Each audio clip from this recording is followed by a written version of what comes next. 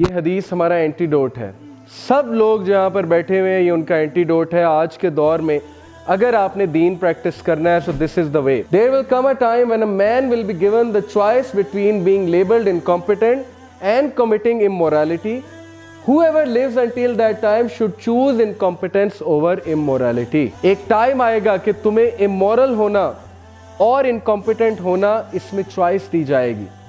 کیا مطلب ہے؟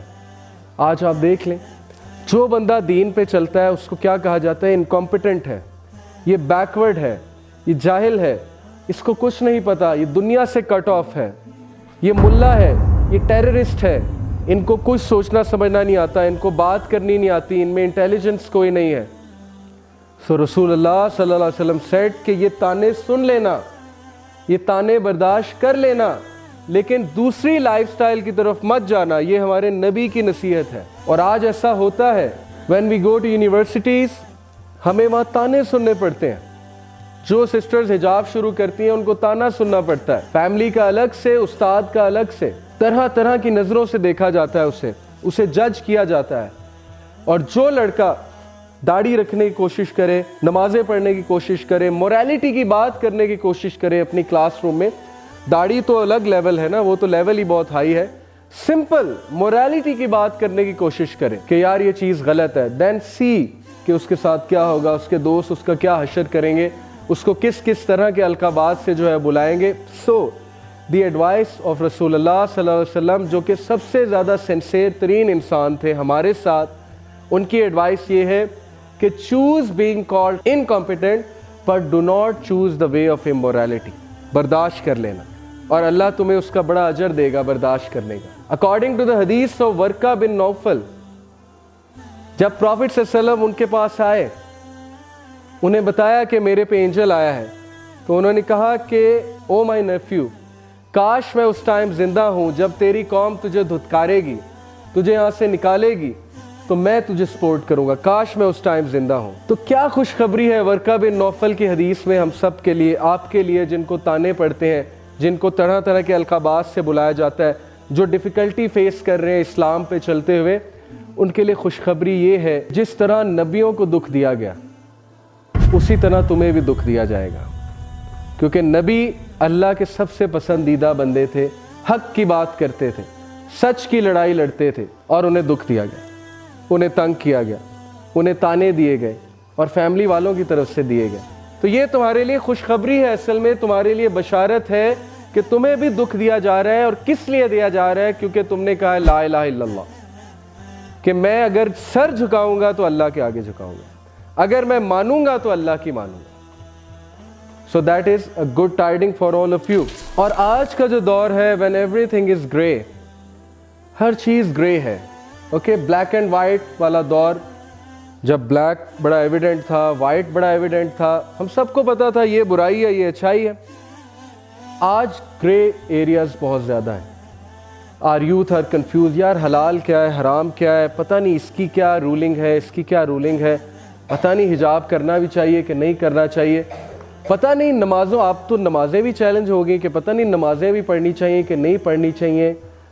سو گرے ایریاز میں let me give you a tip. If you want to be safe in this world full of gray areas, then be the one like صدیق اکبر. آپ صدیق اکبر کے level تک تو شاید نہیں جا سکتے, ابو بکر صدیق رضی اللہ عنہ کے لیول پہ, لیکن آپ ان کو اس حد تک تو ایمولیٹ کر سکتے ہیں نا.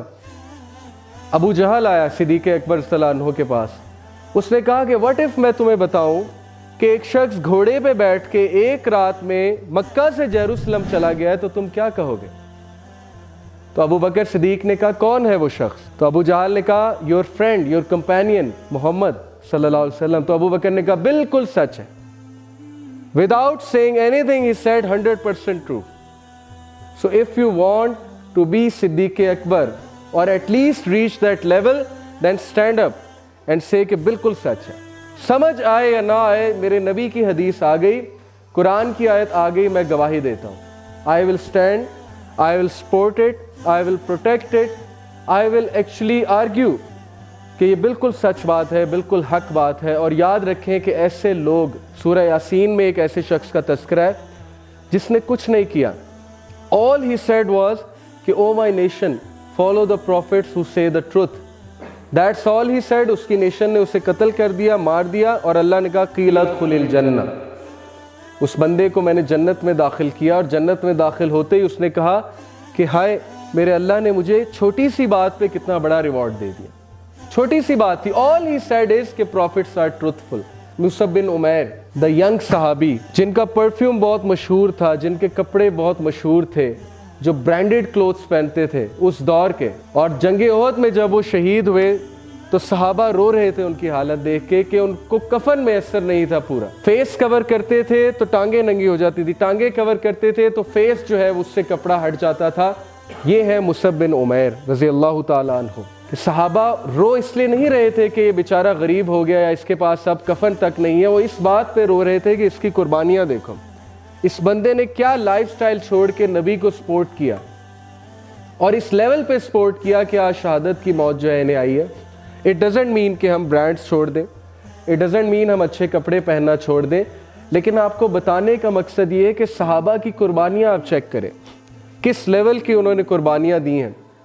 और हम छोटी सी बात अपने नबी के लिए बर्दाश्त नहीं कर रहे, हम ताने बर्दाश्त नहीं कर रहे, हम पीयर प्रेशर बर्दाश्त नहीं कर रहे। सहाबा ने क्या क्या बर्दाश्त किया है। और है कोई साद बिन मुआज रज़ी अल्लाह ताला अन्हु, the man who shook the throne of अल्लाह सुब्हानहु व तआला, वो शख्स जिसने अल्लाह का अर्श हिला दिया, साद बिन मुआज रज़ी अल्लाह ताला अन्हु। प्रॉफिट सल्लल्लाहु अलैहि वसल्लम सेड कि साद की मौत ने अल्लाह के अर्श को हिला दिया। आज हमारा सेलिब्रिटी कौन है? आज कौन है हमारा रोल मॉडल? कौन है हमारा आइडियल? वो जो हमें जानता भी नहीं।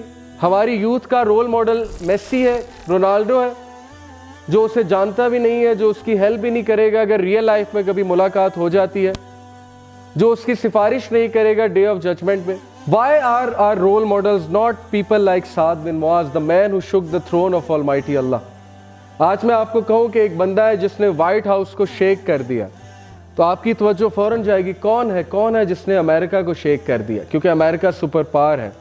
सो I am telling you about a man who shook the throne of almighty Allah. And why, क्यों अल्लाह का अर्श लर्जाया, क्यों लर्जा अल्लाह सुब्हानहु व तआला का अर्श? Because Saad bin Muaz was one of the Ansar, he was the chief of his tribe, और उनकी इतनी खिदमात हैं इस्लाम के लिए।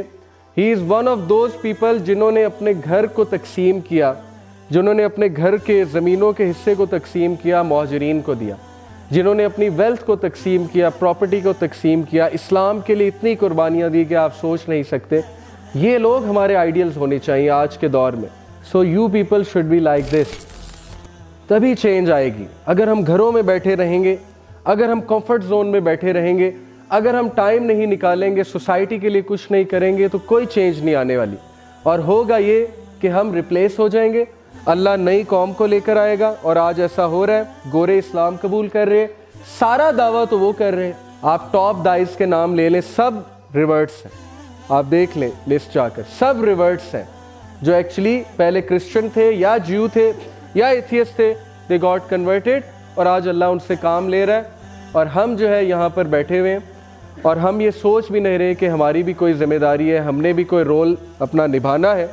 चलो बड़े लेवल पे नहीं कर सकते, एटलीस्ट फैमिली लेवल पे तो कर सकते हैं ना, एटलीस्ट अपनी फैमिलीज़ को तो कुछ बता सकते हैं ना, एटलीस्ट अपने को सोसाइटी में कुछ कर सकते हैं।